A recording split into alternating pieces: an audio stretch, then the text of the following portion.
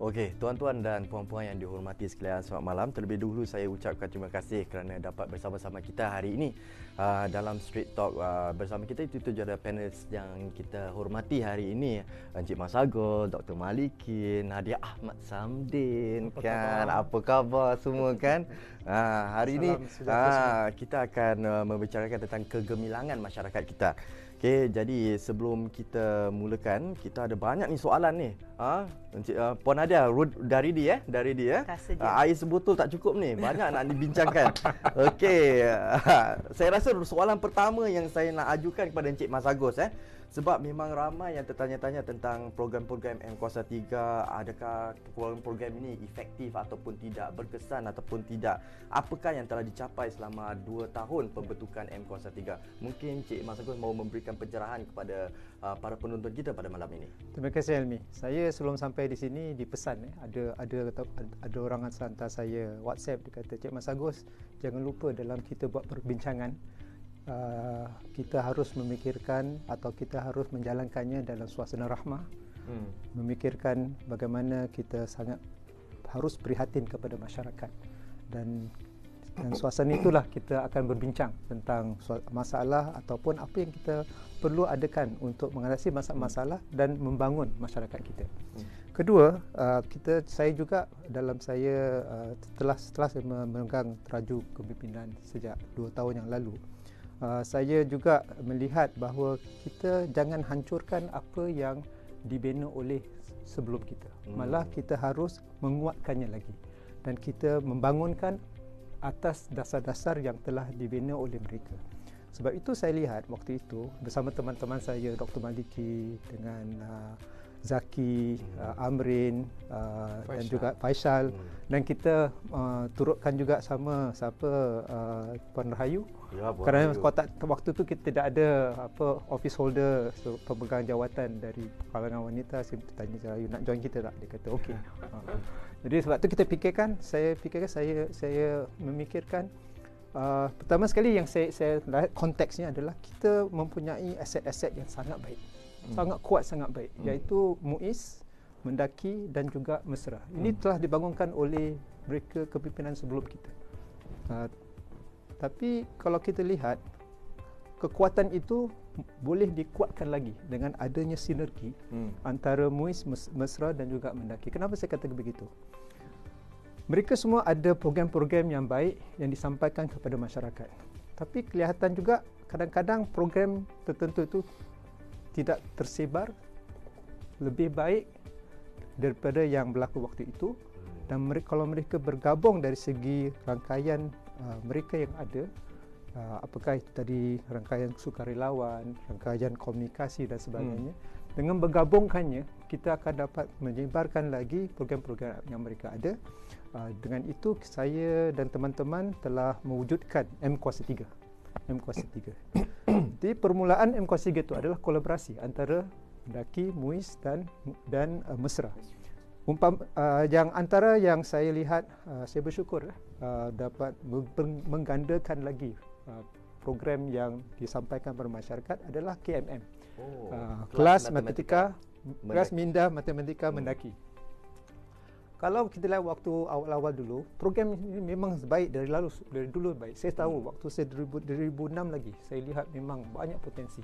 Tapi Mendaki sendiri untuk mendatangkan kepada masyarakat perlu mengetuk pintu satu persatu, bertanya kepada kelas-kelas tadika dan sebagainya.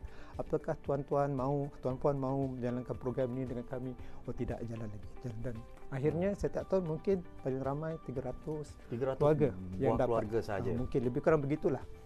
Tapi kerana kita sekarang ada rangkaian MUIS, rangkaian di Mesra, di PA dan juga di Mendaki, kita telah memberikan kewajipan tanggungjawab kepada Mendaki supaya menggandakannya hingga ke 1,500 untuk tahun lalu.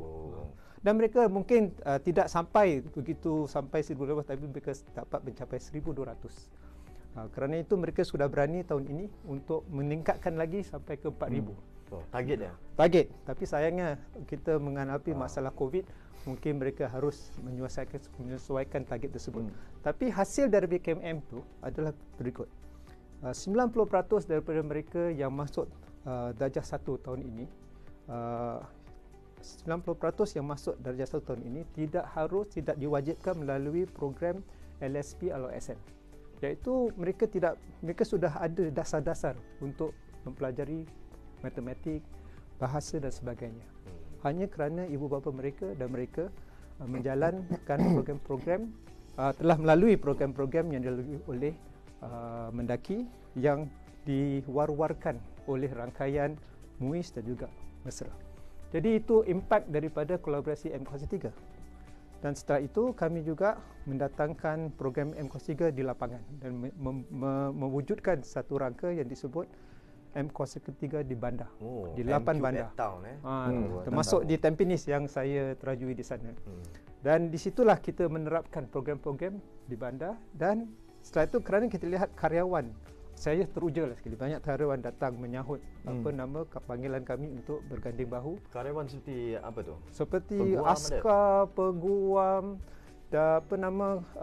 doktor, guru-guru, asatiza pun. Asatiza. Datang bersama di 8 bandar ini bekerjasama untuk menjalankan program-program untuk masyarakat. Ini saya fikir sesuatu yang sangat kami teruja lah. Mereka datang dan menyahutnya. Dan mereka menjalankan inisiatif sendiri. Setiap satu bandar tu ada inisiatif sendiri. Akhirnya kami memikir, bagus kita menggunakan wadah ini, rangkaian MUIS, Mendaki dan Mesra, dan rangkaian yang ada di lapangan, bagaimana kita boleh mengatasi masalah-masalah yang lama kita hadapi dengan lebih baik lagi.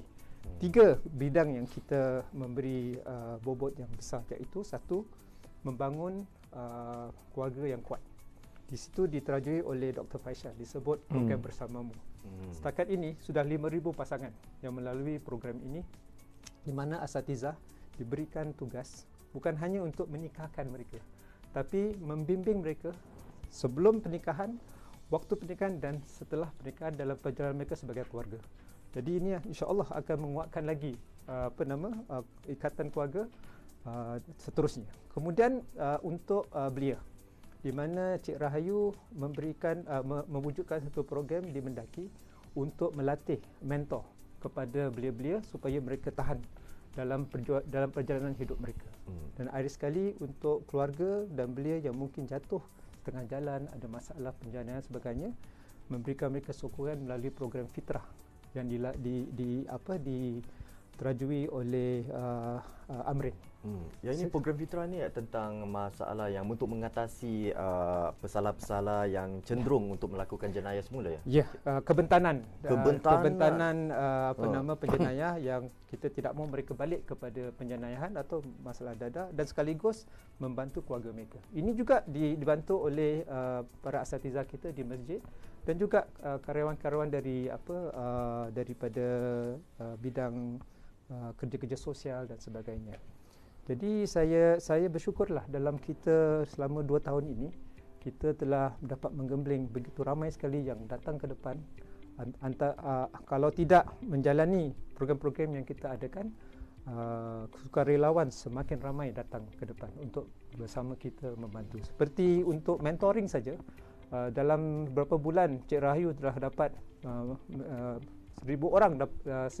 sukarelawan datang menyahut seruan daripada Cik Rahayu. Begitu ramai sekali. Jadi inilah saya fikir daripada yang saya dan teman-teman semua usahakan telah mewujudkan satu rangka di mana kita boleh terus menjadi satu masyarakat yang bukan masyarakat yang bermasalah yang seperti dikatakan orang lain, tapi masyarakat yang selalu tahu bagaimana mengatasi masalah tersebut. Dan hasilnya, umpamanya, kalau kita lihat dari kebentanan, sebelum saya masuk ke politik, zaman-zaman itu 45, hampir 50% Bentan kembali masuk jadi penjenayah ataupun menagih dada. Sekarang ini sudah kurang daripada 30%, lebih kurang 29%. Dari 45% ke 29% kerana sokongan dari masyarakat dan asatiza yang menjalankan program-program bersama kami. Kita berbual tentang asatiza dan mungkin Dr. Maliki mahu memberikan pencerahan tambahan tentang komitmen dan bagaimana asatiza ni dapat membantu dalam usaha MKOS 3 ni. Dr. Maliki. Okey, terima kasih. Sebenarnya kita lihat bahawa peranan stakeholders kita, mereka yang boleh melakukan kerja-kerja kemasyarakatan dan juga meningkatkan keupayaan masyarakat kita menangani isu-isu sosial. Sudah lama kita dapati bahawa bukan sahaja tugasan sukarelawan ataupun para pekerja sosial sahaja, tapi juga mereka yang dianggap dapat memberi kaunseling dan juga dapat memberi sebagai guidance ataupun membantu mereka memberi bimbingan untuk menangani segala semua masalah mereka hadapi. Asatizah seringkali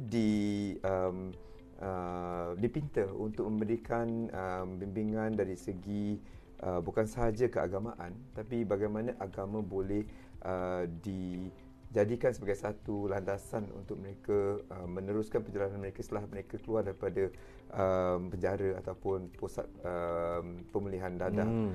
Jadi apa yang kita lakukan sekarang ini ialah melihat bagaimana kita boleh memberi sokongan kepada asatizah kita. Asatizah kita ingin membantu dan bersedia untuk membantu. Tapi kami akur bahawa cabaran hari ini agak berbeza sedikit kerana asatizah masa dahulu mungkin peranan mereka hanya agama sahaja. Mereka fikir bahawa untuk membantu mereka kembali ke pengajaran hanya untuk membantu mereka untuk bersolat, untuk membantu mereka untuk membaca Al-Quran dan sebagainya. Tapi mereka tidak mempunyai kemahiran bagaimana mereka boleh menggunakan agama untuk diselitkan dari dalam ciri-ciri kepakaran seperti kaunseling, kepakaran seperti melihat bagaimana mereka menyesuaikan diri dengan cabaran apabila mereka keluar daripada penjara ataupun apabila mereka keluar daripada pusat pemulihan dadah tersebut, dan bagaimana mereka boleh menggunakan agama sebagai benteng pertahanan diri mereka sendiri daripada mereka terus sebelum menceburi sekali lagi bidang-bidang pengaruh-pengaruh yang kurang baik tersebutlah. Jadi di sini saya mempengerusikan jawatan kuasa asatizah masa depan dalam mendahulu yang telah ditubuhkan oleh Menteri Mas Agus, dan apa yang kami ingin lakukan ialah memberi satu visi kepada asatizah kita bahawa mereka mempunyai masa depan yang amat cerah kerana peranan mereka di masa depan amat berbeza dengan peranan hari ini.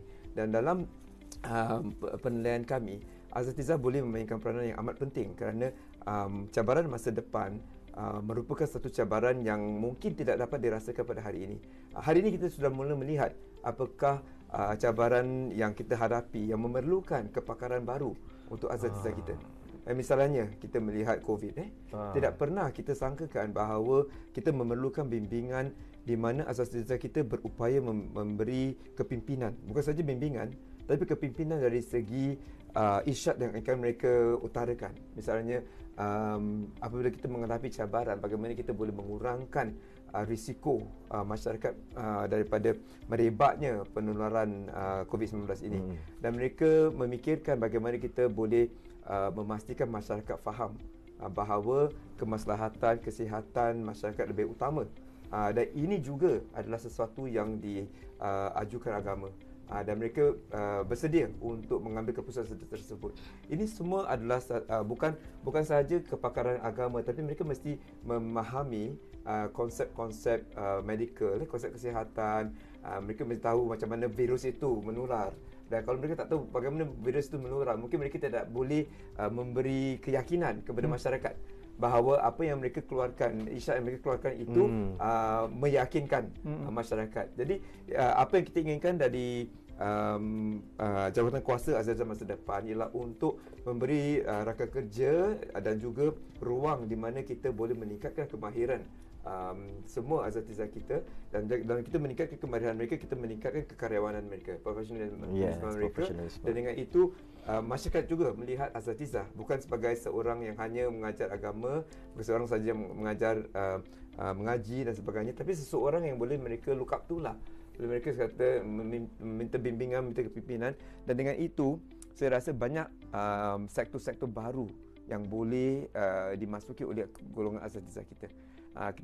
Dalam jawatan kuasa kami juga kita melihat bahawa kita ingin meluaskan lagi peluang-peluang asatizah kita untuk mencari kerjaya dalam sektor-sektor yang luar daripada agama ataupun berkaitan dengan agama. Jadi mereka lihat ni adalah satu ruang baru untuk mereka. Dan peranan Asatizah masa depan saya rasa amat mencabar, tapi dengan keupayaan mereka, insyaAllah dengan apa yang telah kami lakarkan, kita boleh mendapat generasi Asatizah baru yang dapat memberi kepimpinan dan bimbingan kepada masyarakat kita untuk menghadapi cabaran-cabaran yang akan kita hadapi. Okey, terima kasih Dr. Maliki. Encik Mas Agus, saya rasa macam Puan Nadia tu nak bercakap tau. Dia macam tahan dia tau. banyak berusaha dalam bidang belia. Betul, betul itu memang betul. Tadi Encik Mas Agus cakap kalau Puan Rayu boleh ambil 1,000 orang datang menyokong kan. Sukarelawan. Dengan karisma Encik Nadia, Puan Nadia ni saya rasa 10,000 pun tak ada masalah. Okey, jadi Puan Nadia, soalannya adalah mungkin Puan Nadia boleh berikan pendapat sedikit tentang program-program belia dan program-program kemasyarakatan yang telah Puan Nadia usahakan ataupun terajun selama ini. Okey, terima kasih. Sebenarnya bila kita fikirkan golongan belia, golongan belia ini agak luas. Dari 15 hingga 35. Jadi dalam tiap-tiap lingkungan umur ini mereka akan menghadapi cabaran lain dan juga mempunyai keinginan lain. Bagi yang umur 15 ke 20, mungkin mereka tengah fikirkan sekolah mana, nak sambung belajar ataupun nak cari kerja. Dan yang dah kerja pula, ada yang fikir bagaimana saya dapat meningkatkan kerjaya saya, ataupun mungkin nak tukar kerja ke sambung dalam syarikat yang sama. Inilah dilema mereka. Mungkin juga ada yang fikir untuk berumah tangga ataupun beli rumah pertama mereka. So jadi selama ini saya dapat bertemu dengan ramai belia. Contohnya bila saya dalam masuk LBKM, Lembaga Biasiswa Kenangan Maulud, saya telah menerajui top up fund dan ini objektifnya untuk menyokong pelajar yang kurang berkemampuan. Tiap-tiap bulan relawan kita akan bertemu dengan mereka di stesen MRT. Kenapa kita buat begini? Ada di antara kalangan mereka yang datang dari keluarga yang susah dan walaupun keluarga mereka mungkin dapat bantuan dari zakat ataupun Comcare dan misalnya dan sebagainya, kita tidak mahu pelajaran kanak-kanak, anak-anak muda kita ketinggalan. Dan kita tidak mahu mereka rasa bersendirian. Saya juga berkhidmat sebagai seorang penasihat di Mahkamah Belia dan di sana saya melihat beberapa belia yang ditahan ataupun anak-anak muda yang dianiaya oleh keluarga mereka. Sedih, tapi ini ada berlaku. Dan bila kes-kes ini datang ke Mahkamah Belia, fikiran pertama saya ialah bagaimana kita boleh tolong dan membimbing mereka supaya masa depan mereka tidak terjejas dan mereka dapat menyumbang kembali kepada masyarakat. Kerana saya akur bahawa bantuan yang diberi tepat pada waktunya boleh merubah jalan hidup mereka. Timely intervention, is it? That's right, timely intervention. Okey, ada ni soalan-soalan saya berikan sekali serentak Jadi nanti lepas Cik Mas Agus secara automatiknya Dr. Maliki jawab. Semasa COVID-19 ni, circuit breaker kan, para pemimpin kelihatan bekerjasama dengan organisasi Melayu termasuk PPIS, Pergas dan sebagainya.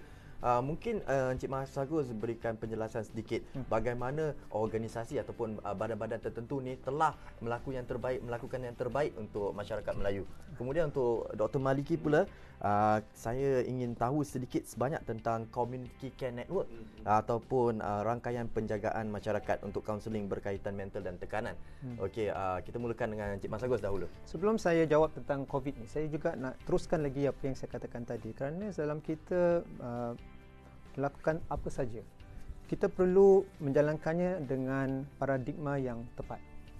Seperti juga kalau kita merasakan diri kita hina, diri kita bodoh, diri kita adalah seorang yang tak ada martabat dalam hidup ini.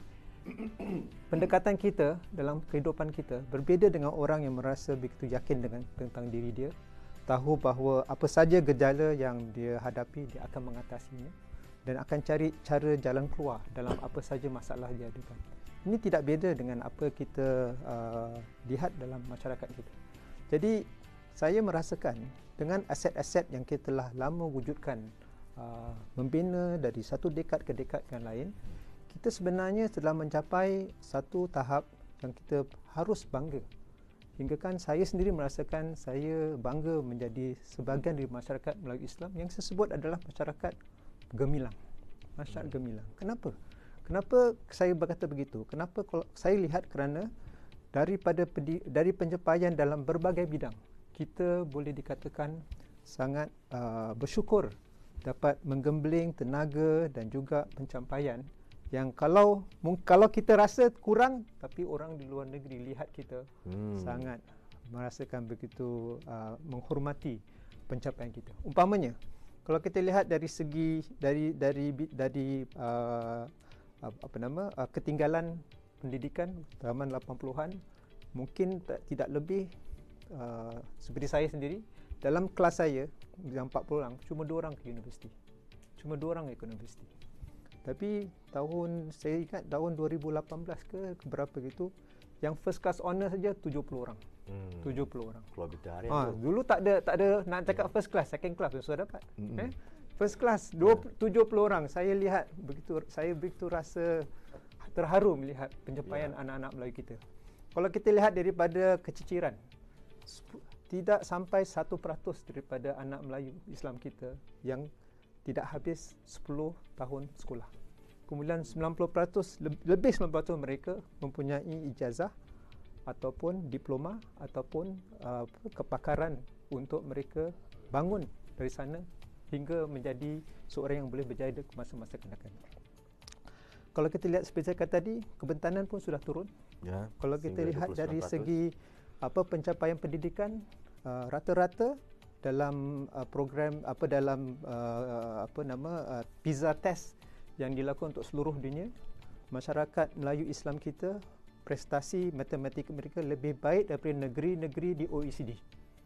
Lebih baik daripada negeri OECD dalam matematik. Kalau dalam sains dan pembacaan, setaraf. Ini adalah anak-anak Melayu Islam kita.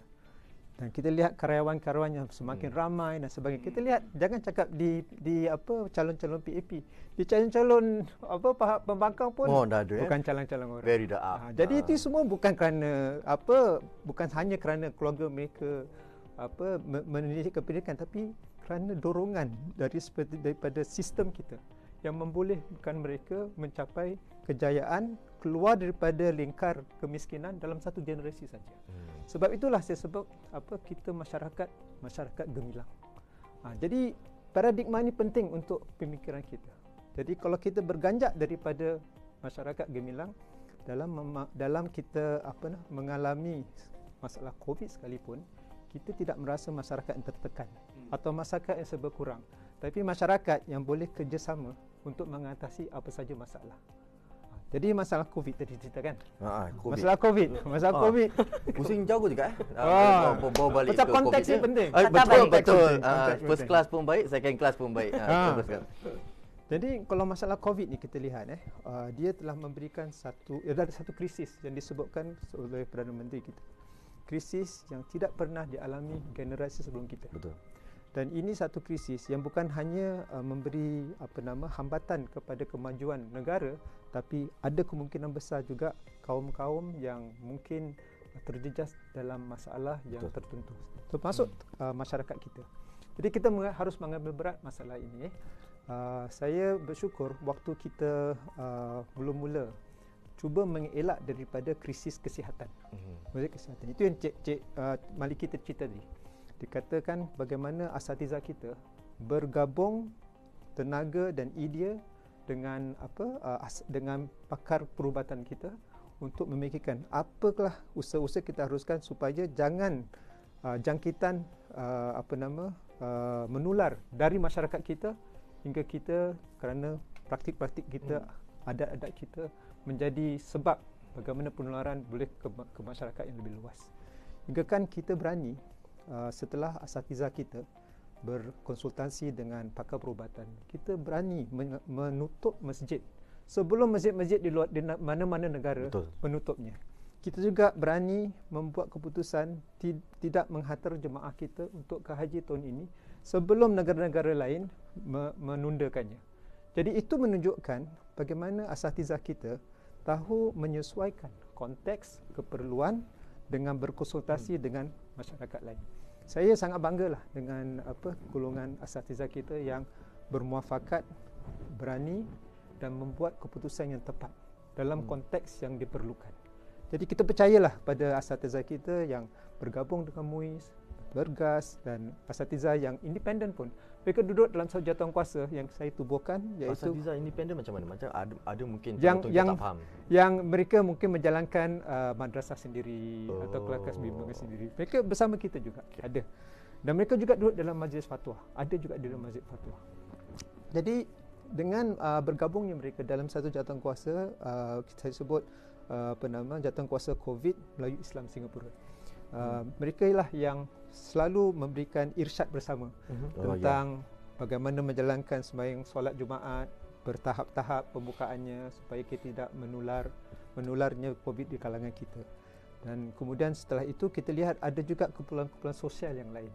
Di situlah kita wujudkan satu lagi jawatankuasa SG Teguh Bersatu. Bersama semua sekali AP-AP yang saya sebutkan tadi M Kuasa 3 dengan Pergas, PPIS, NTUC, AMP dan Dewan Perniagaan. Semua bergabung, kita fikirkan bagaimana kita memberi bantuan secepatnya kepada pertama kali golongan asatizah yang terjejas dengan pertumpahan masjid. Kemudian setelah itu golongan-golongan lainnya kita perlu memberikan sokongan. Hingga kan sokongan untuk mental ataupun tekanan dalam menjalani waktu circuit breaker tu kita berikan juga. Yang berkaitan dengan mental dan tekanan ni, adakah ini di bawah SG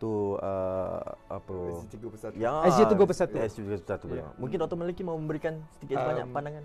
Mereka yang menganggotai SG 3 Bersatu ini merupakan bukan sahaja pertubuhan M Kuasa 3 iaitu Mendaki MUIS dan Mesra, tapi kita gabungkan juga sektor-sektor lain termasuk DPPMS, termasuk NTUC ataupun kumpulan AMP, PPIS, AMP, Pergas. Semua pertubuhan-pertubuhan yang berkaitan langsung dengan keadaan COVID. Kerana COVID bukan satu isu kesihatan saja. Ia merupakan isu ekonomi, ia merupakan isu kesihatan mental, isu bagaimana kita menangani tekanan dan sebagainya.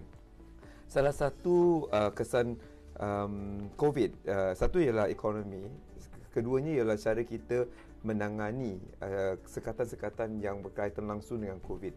Salah satu sekatannya ialah kita dilarang untuk keluar rumah ataupun digalakkan supaya tidak keluar rumah kerana penularan COVID berkaitan langsung dengan cara kita berinteraksi dengan sesiapa sahaja. Dan kerana COVID boleh menjangkiti seseorang itu walaupun mereka seseorang yang mempunyai virus tersebut tidak menunjukkan kesakitan mereka. Itu kita menunjukkan ciri-ciri yang mereka mempunyai penyakit tersebut. Dan kerana itu kita digalakkan untuk duduk di rumah, bekerja dari rumah dan sebagainya. Kanak-kanak apabila sekolah kita ditutup ketika itu, kanak-kanak berada di sekolah dan kita melihat berita-berita yang menunjukkan bahawa banyak keluarga mungkin merasa tekanan tersebut. Kerana dalam kehidupan seharian kita, bapa keluar bekerja, anak keluar ke sekolah dan sebagainya kan. Jadi kalau balik ke rumah pada waktu malam, dan waktu malam saja keluarga bersama. Jadi dalam 24 jam tu yang keluarga bersama banyak-banyak 2-3 jam sajalah. Makan malam, lepas tu buat homework, lepas tu tidur, right? Besok pagi dah kena pergi sekolah lagi kan. Tapi ini selama 2-3 bulan ni 24 jam tengok muka sama je. Kalau cakap naik menyampah pula. Menyampah kadang-kadang kalau macam kalau isteri bekerja, suami bekerja, sekarang duduk kat rumah kan. So ada luar biasa nampak. Ada juga tekanan yang dikatakan kan. Ada juga kerana anak-anak. Kerana mungkin pada harian sebelum COVID ini anak-anak di sekolah. Tapi kerana apabila waktu COVID di mana mereka perlu bersekolah di rumah, mereka perlu mencari kegiatan-kegiatan baru untuk anak tersebut. Jadi apa yang kita dapati ialah kesihatan mental mula menjadi satu tekanan kepada keluarga-keluarga kita. Dan di sinilah di mana kita menggabungkan resources atau sumber-sumber daripada kepakaran yang kita ada. Misalnya PPIS dan Pergas bergabung tenaga untuk menubuhkan rangkaian tersebut. Rangkaian di mana kita boleh membantu keluarga yang mendapati tekanan tersebut mungkin sukar untuk mereka hadapi. Dan kita harus membantu mereka. Kerana tekanan ini jika kita kaitkan langsung dengan tekanan ekonomi, di mana mungkin si suami tidak dapat bekerja ataupun diberhentikan kerja ataupun pekerjaan mereka menghadapi masalah di mana pendapatan mereka berkurangan. Kerana ini akan memberi tekanan baru untuk mereka. Kerana misalnya kalau mereka tak bekerja, jadi tapi ongkos-ongkos ataupun kos-kos pembelanjaan keluarga terus berjalan. Mereka perlu membeli makanan untuk anak-anak dan sebagainya kan. Jadi ini semua memberi tekanan yang baru kepada keluarga-keluarga yang kita hadapi. Dan langsung apa yang kita ingin membantu mereka ialah walaupun apa yang berlaku, pemerintah bersedia bekerjasama dengan pertubuhan-pertubuhan Melayu Islam kita untuk memberi mereka sumber-sumber baru dan memberi mereka ruang baru, laluan baru untuk mencari pekerjaan baru misalnya. Jadi itu sebabnya kita mempunyai para rakan-rakan kita di NTUC untuk membantu mereka untuk mencari pekerjaan yang baru. Kita mempunyai Mendaki Sense ialah di mana mereka mempunyai pekerjaan-pekerjaan baru. Kita ada latihan dan juga latihan. Kerana bukan saja pekerjaan baru, mungkin ada pekerjaan baru tapi memerlukan kepakaran baru.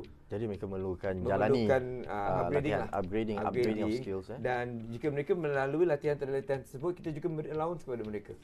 Jadi apa yang kita dapati ialah ramai di antara anggota masyarakat kita mungkin tidak tahu di mana mereka ingin mendapatkan bantuan tersebut, atau bagaimana mereka boleh mendapatkan bantuan tersebut. Jadi dalam rangkaian Care Network ini, kita memberikan satu sokongan menyeluruh lah. Sokongan menyeluruh, kita melihat untuk si bapa bagaimana kita boleh bantu si bapa, untuk si ibu bagaimana kita boleh bantu si ibu, anak-anak. Kadang-kadang ada keluarga di mana mereka perlu buat persekolahan di rumah, tidak mempunyai sumber yang diperlukan, komputer, internet dan sebagainya. Ini juga beri tekanan kerana jika mereka tidak dapat bersekolah seperti yang diharapkan, mereka tidak dapat memberi persembahan yang baik daripada persekolahan mereka. Jadi prestasi itu menurun dan boleh impact. Ya. Okey, berbual pasal tentang ongkos-ongkos ni semua kan ada krisis ekonomi. Mungkin Encik Mas Agus mau memberikan kita apakah plan in the future ataupun untuk masa depan kita sebagai satu masyarakat yang gemilang ni. Kita dengar-dengar Senior Minister Tarman ada plan-plan tertentu untuk mengadakan 100,000 pekerjaan. Boleh berikan sedikit pendapat tentang? Jadi saya bersyukurlah kerana masyarakat kita bersatu dan kepimpinan agama, politik dan juga masyarakat sekata dalam kita menghadapi masalah COVID-19 ini. Hingga kan kita bersama, bukan saja dalam masyarakat, menyesuaikan apa yang kita biasa lakukan demi membasmi atau mengelakkan daripada penularan virus tersebut. Jadi kita lihat sebelum circuit breaker itu dicabut atau diangkat, jangkitan dalam masyarakat tidak sampai 5, 3, 4 dan sebagainya. Hingga memberikan kita keyakinan bahawa kita boleh mula membuka kembali ekonomi kita supaya kita boleh keluar kerja, boleh berjumpa sama sahabat handai dan juga kita boleh berinteraksi dengan teman-teman dan sebagainya dengan kaedah supaya bertahap-tahap dan berjaga-jaga. Umpamanya menggunakan pelitup, harus ada menjaga jarak, keselamatan dan sebagainya. Tetapi dalam kita menjalankan ini juga kita harus memahami bahawa kita telah mengelak satu krisis kesihatan. Tapi kita bakal menghadapi krisis yang lebih besar, iaitu kita hanya sementara ini menunda kesan daripada krisis yang besar, iaitu krisis ekonomi. Kerana krisis ekonomi ini berlaku kerana satu, perniagaan perusahaan kurang dan mereka tidak boleh mengeksport kerana kemelesetan ekonomi berlaku di seluruh dunia. Apalagi dengan persengketaan dagangan dengan antara Amerika dengan China. Ini merumitkan lagi masalah. Jadi walaupun kita boleh membangunkan perusahaan kembali, ada juga perusahaan yang susah nak bangun. Umpamanya perusahaan pelancongan. Penerbangan tak ada lagi. Penerbangan juga aviation. Cruise pun tak ada lagi. Kesian saya. Kalau baru nak bawa anak-anak tak boleh lagi. Tak jadi. Kalau hotel sekarang sekarang penuh dengan mereka yang menjalani kuarantin. Tapi kalau kuarantin sudah kurang, bagaimana mereka akan terus menjalankan perusahaan mereka? Kalau kita lihat perusahaan proses pula, kalaupun mereka boleh mengeluarkan barang-barang dan pengeluaran mereka, siapa yang akan membelinya? Jadi ini semua tekanan-tekanan yang akan dihadapi oleh Singapura dan menjadikan satu cabaran yang begitu besar sekali hingga kan kita tahu, kita pasti akan berlaku kalau kita laku yang sebaiknya pembuangan kerja. Jadi pembuangan kerja ni pula kalau kita harus bersedia untuk menyediakan sekurang-kurangnya 100,000 tempat pekerjaan ataupun latihan sementara. Kenapa latihan sementara? Kerana ada 3 sektor. Satu sektor adalah sektor yang masih boleh ada perkembangan seperti digital commercial digital penjualan melalui talian itu rancak. Saya baru jumpa satu penduduk di Tampines, dia daripada SME. Saya tanya bagaimana? Saya kata lagi bagus daripada dulu. Lagi. Saya dia jual apa tu Encik Mas Agus? Kenapa dia kata online sale? Dia produk Perkakas apa? Perkakas barangan dapur. Dia tak mau cerita saya. Dia semua orang nak jadi master chef apa bila putus litar tu semua orang nak masak, nak buat baking. Itu dia. Sampai tepung pun dah tak ada. Jadi perniagaan boleh jual tepung kat you. Perniagaan dia berlipat ganda 4 kali. Jadi dia happy betul saya tengok. Jadi ada sektor-sektor yang berkembang. Kemudian ada sektor baru yang belum kita wujudkan sebelum COVID-19. Umpamanya di sektor saya, sektor pemakanan. Dulu kita mengeluarkan visi 30 daripada keperluan makanan kita dihasilkan pada 2030. Tapi kerana macam-macam disruption yang berlaku untuk supply kita telah mempercepatkannya supaya dalam 2 tahun 6 bulan hingga 2 tahun kita boleh menggandakan lagi pengeluaran sayuran, telur dan juga ikan. Di mana kita perlu teknologi. Dan di dalam sektor tu saja termasuk persekitaran di air dan di kementerian saya, kita insya-Allah akan menghasilkan 4,000 kerja baru. 4,000 pekerjaan baru. Jadi itu satu sektor lagi. Kemudian itu sektor baru dan ada lagi sektor lain yang akan mewujudkan kerja baru tapi perlu latihan sebelum dapat menjalankan meraih peluang di situ. Ketiga, ini juga perlu dilakukan. Ada juga sektor-sektor yang belum wujud tapi bakal wujud dan perlu mereka dilatih sementara ini. Kenapa? Contoh, umpamanya kalau kita lihat dalam sektor dalam pemakanan pemakanan sektor yang menggunakan disebut novel food, iaitu makanan yang dihasilkan bukan dari makanan yang natural. Umpamanya saya pernah lihat daging yang dihidupkan dalam petri dish dalam makmal. Jadi itu mungkin 2-3 tahun sekarang. Halal ni kalau daging dari petri dish. Ini apa akan lagi makan. Ini perlu dalam suasana perubahan iklim. Di mana mungkin nak ternak kambing pun tak boleh lagi. Nak ternak lembu pun tak boleh kerana cuaca tak mendukung. Umpamanya. Jadi ini ada sektor yang agak menarik tapi belum ada lagi. Belum komersial. Jadi macam-macam bidang ada. Tapi saya nak bayangkan besarnya krisis yang kita bakal hadapi. Tadi saya sebut 100,000 pekerjaan. Dalam tahun 2008 semasa pemelesetan global atau financial crisis, saya ingat kita hanya perlu mewujudkan lebih kurang 10 hingga 20,000 pekerjaan. Hingga kan kerana ada IR, kita boleh meresapnya dengan cepat. Dalam setahun je dah okey. Kalau kita dari segi pengeluaran reserve pun umpamanya, sekarang ni sudah hampir 100 bilion reserve telah dikeluarkan. Tahun 2008 hanya 4.9 bilion, hampir 5 bilion. tapi dalam 1 tahun dah dipulangkan. Dikembalikan kepada reserve 5 bilion. Bayangkan 5 bilion tahun 2008 itu pun global. Sekarang 100 bilion. Gitulah besarnya krisis yang kita hadapi. Disebab itulah kita dalam manifesto PAP ni kita sangat prihatinlah tentang kehidupan kita, iaitu masa kesihatan, tentang pekerjaan kita dalam menghadapi kemelesetan ekonomi dan juga pembuangan kerja, hingga kita tidak mahu ada orang yang hilang jati diri kerana tak ada pekerjaan. Jadi ada pekerjaan, ada latihan, dan yang latihan pun menunggu untuk ekonomi kembali pulih, dan jati diri itu tetap ada. Dan akhirnya kerana itu juga kita sangat prihatin kepada masa depan. Jadi itulah disebut kehidupan kita, pekerjaan kita dan masa depan kita. Di sini saya nak menyentuh sedikit bagaimana kita menangani COVID ini. Banyak negeri mungkin cara mereka menanganinya agak berbeza sikit dengan cara kita menanganinya. Kerana kita merupakan satu ekonomi yang kecil.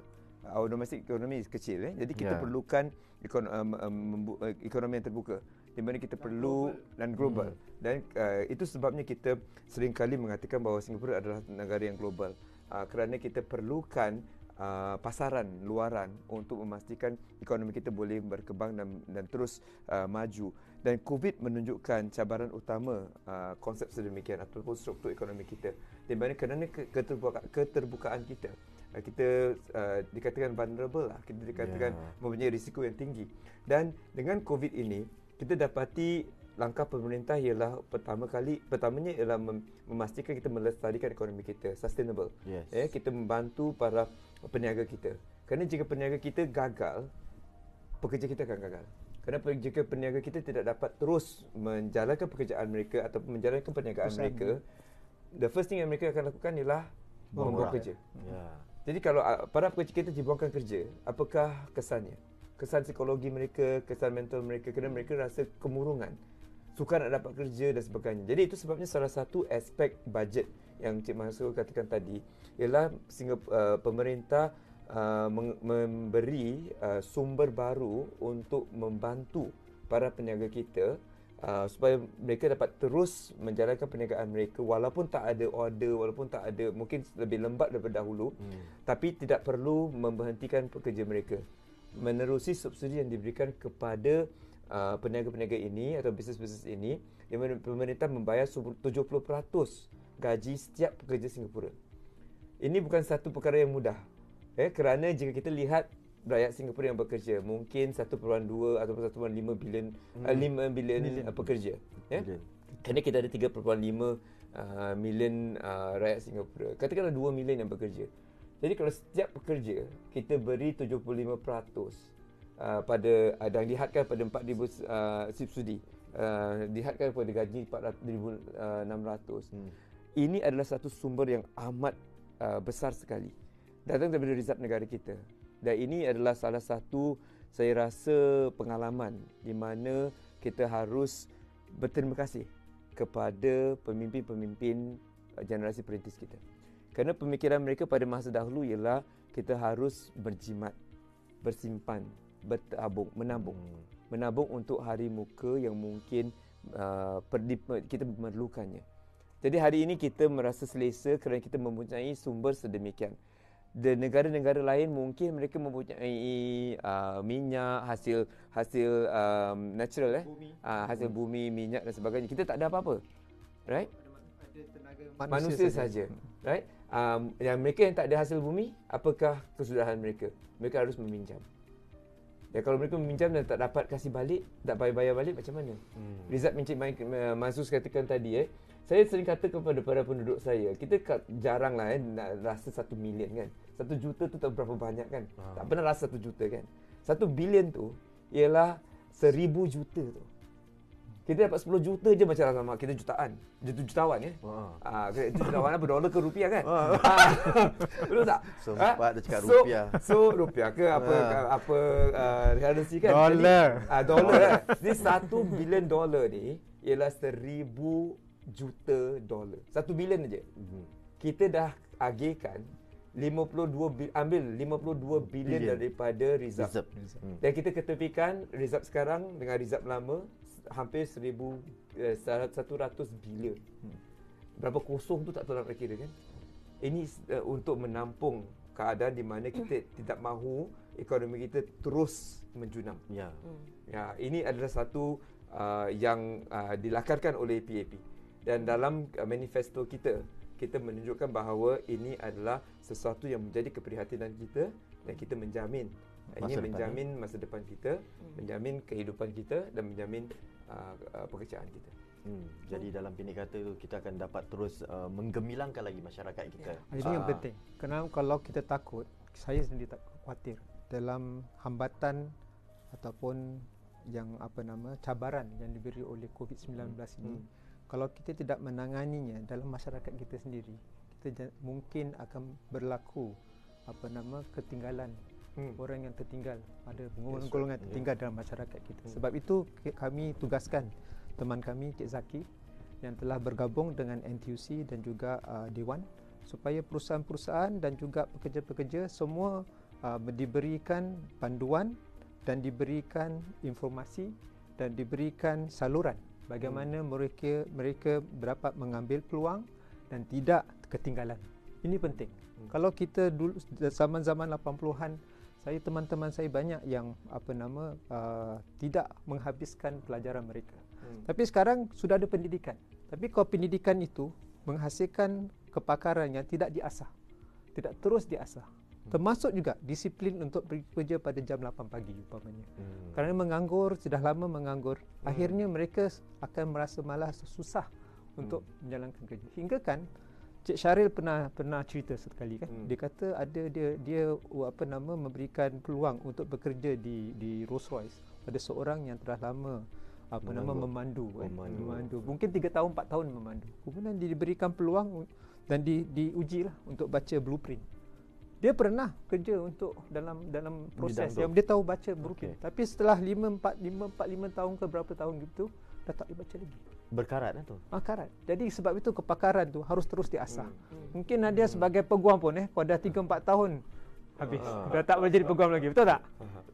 Tapi saya rasa mungkin ada boleh terangkan berlanjut lagi pengalaman beliau dengan beberapa belia kita ialah di mana aspirasi mereka.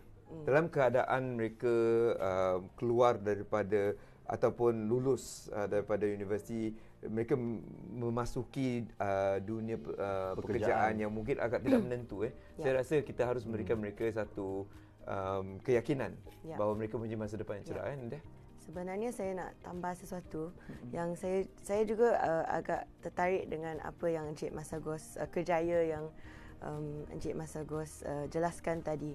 Sebenarnya ada kerjaya yang belum wujud lagi kos universiti ataupun kos diploma. Jadi yang penting ialah kita ada semangat untuk cuba. Itu nombor satu. Dan dari segi belia kita yang baru habis sekolah dan sedang cuba cari kerja, ini masa yang agak mencabar dan saya faham dan prihatin dengan kerisauan mereka. Apa yang saya ingin cakap ialah jangan putus asa. Jika dapat pekerjaan, memberi tumpuan 100% dan sambil bekerja cuba meningkatkan diri lagi. Kerana supaya bila ekonomi pulih, pekerjaan baru akan disediakan dan insya-Allah peluang baru datang dan kita sudah sedia dengan kemahiran yang diperlukan. Saya rasa yang penting juga ialah kita memberi keyakinan kepada ibu bapa mereka. Kita juga mempunyai anak-anak yang dewasa baru lepas sekolah dan sebagainya. Kita juga risau. Kenapakah anak kita selepas bekerja, selepas bersekolah, kita melabur pada pendidikan mereka. Mereka dah lulus kan, susahnya dapat kerja, kenapa keadaan macam gini kan. Jadi kita harap ibu bapa hari ini melihat ini sebagai satu perjalanan yang agak panjang, di mana walaupun anak-anak mereka tak dapat pekerjaan tetap, diberi peluang latihan yang seperti Cik Masagos katakan. Peluang latihan ini harus dilihat sebagai satu peluang untuk mereka terus meningkatkan diri supaya jika ekonomi kita pulih kemudian, mereka boleh mendapat pekerjaan yang baru di mana pengalaman ini merupakan pengalaman yang penting sebagai satu aset untuk mereka. Jadi jangan melihat ini sebagai satu keadaan yang negatif, tapi melihatnya sebagai satu keadaan yang positif, di mana mereka diberi peluang baru untuk melatih ataupun dilatih dalam mungkin sektor-sektor yang akan mengembang kelak. Inilah yang akan dilakukan oleh Mendaki Sense. Yang gabungan saya sebut tadi, Mendaki Sense, NTUC dan Dewan yang diterajui oleh Cik Zaki. Kerana kita jangan pilih latihan-latihan saja asal sebab latihan. Kerana kita bayar. For the sake of it lah. Tapi yang curate yang dicantumkan dalam program ini adalah latihan-latihan yang bakal mendapat kerja di mana perusahaan-perusahaan itu diberikan insentif untuk mengambil mereka yang menjalani latihan tersebut. Jadi bukan latihan sembarangan saja, latihan yang ada value add. Dan juga termasuk juga kalau kita mengambil ijazah dan sebagainya, ambillah ijazah yang lebih profesional umpamanya, accounting, engineering dan sebagainya.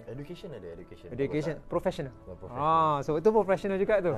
Jadi pilihlah ijazah-ijazah atau pentalayan yang fleksibel ataupun yang boleh diasah dan ditambah daripada nilai tambah tersebut. Jadi ini pentinglah kita memahami dalam mengatasi ekonomi yang bakal kita hadapi. Bukan hanya goncangan yang berlaku pada ekonomi, tapi ekonomi yang bakal kita lihat sekarang ini akan kita temui dalam masa beberapa bulan dan beberapa tahun ini akan terus berbeza. Umpamanya kalau kita lihat software Zoom sebelum COVID ni saya tak pernah dengar. Tak ada orang tahu.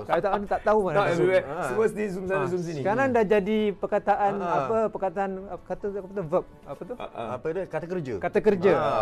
Mari kita Zoom. Mari kita Zoom. Hari raya semua orang nak post pasal orang Zoom sana Zoom ni. Jadi sebelum COVID ni tak ada. Jadi ekonomi yang diterajui oleh Zoom sekarang jadi ekonomi baru. Umpamanya begitu. Ataupun pembelian dalam talian. Itu pun ekonomi baru. Jadi gerai-gerai penjajah kita pun yang saya lihat di Siyuan, mereka waktu COVID awal-awal tu perniagaan mereka jatuh sekali. Pasal kita tak boleh pergi ke tempat pusat penjajah ataupun kita harus beratur dan sebagainya. Tapi atas usaha social enterprise di sana, mereka menggabungkan mereka dalam platform dalam talian, meningkatkan perniagaan mereka sehingga 30% dalam COVID. Lebih baik dari sebelum COVID. Jadi itu menunjukkan berbagai peluang yang ada, tapi tidak sama seperti apa yang kita lihat sebelum COVID itu. Jadi inilah kekhawatiran saya, dan harus kita dalam kepimpinan kami merasakan kita harus ride the wave.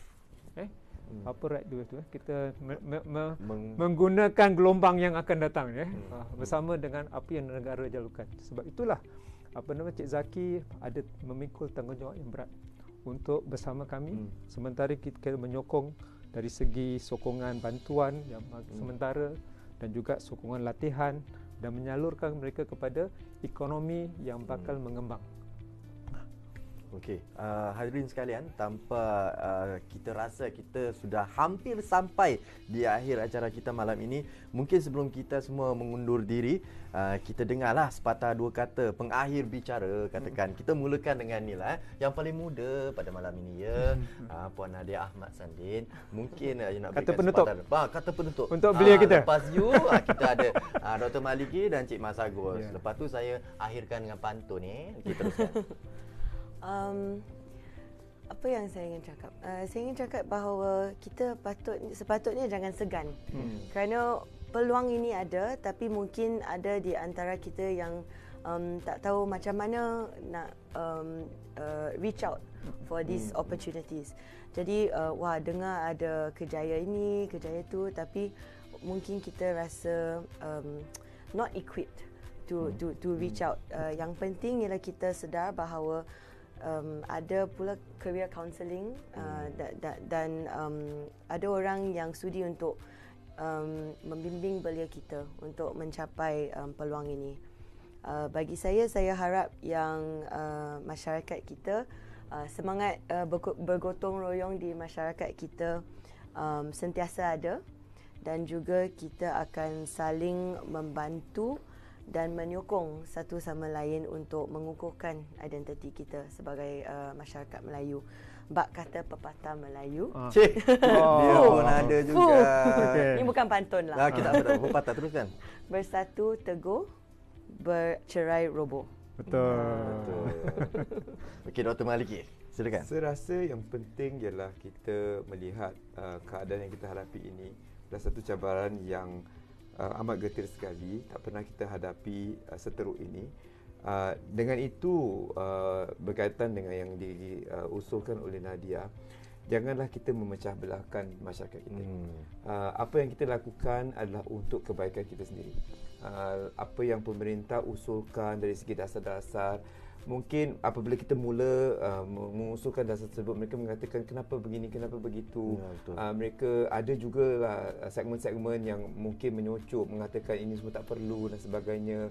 Saya rasa kita tahu bahawa kita faham akan kerisauan yang dihadapi oleh rakyat Singapura. Yang penting ialah kita bekerjasama. Kerana ini apa yang kita lakukan hari ini menunjukkan kepada anak-anak generasi muda hari ini bagaimana kita berupaya menangani cabaran segetir yang kita hadapi hari ini. Seringkali contoh yang kita lakukan, memberi mereka sumber baru, memberi mereka serangsangan ataupun inspirasi bahawa mereka boleh menghadapi cabaran. Dan jangan dilihat sebagai satu yang akan melemahkan semangat kita, malah sesuatu yang boleh menyemarakkan semangat kita sebagai satu negara, sebagai satu bangsa. Ini yang penting. Kerana kita adalah sebuah negara yang kecil. Dan jika kita berpecah belah, kita akan tidak dapat menanganinya. Dan mungkin apa yang telah dilakukan oleh generasi-generasi sebelum ini akan merapuhkan segala kekuatan yang telah diberikan kepada kita. Tugas kita hari ini ialah untuk terus memperkuatkan lagi dan memperteguhkan lagi semangat kesingapuraan. Dan jika kita bekerjasama, saya rasa insya-Allah kita dapat berjaya untuk menangani krisis ini. Dan krisis ini menunjukkan semangat di mana kita berupaya mencari solusi-solusi yang tidak pernah dicari sebelum ini. Seperti kita kata, even sektor walaupun tak pernah difikirkan, sektor keagamaan merupakan satu sektor yang perlu tampil ke hadapan, menunjukkan kepimpinan. Ini sesuatu yang baik untuk masyarakat kita dan untuk negara kita juga, kerana masyarakat lain juga melihat masyarakat Islam begitu progresif dengan kepimpinan tersebut.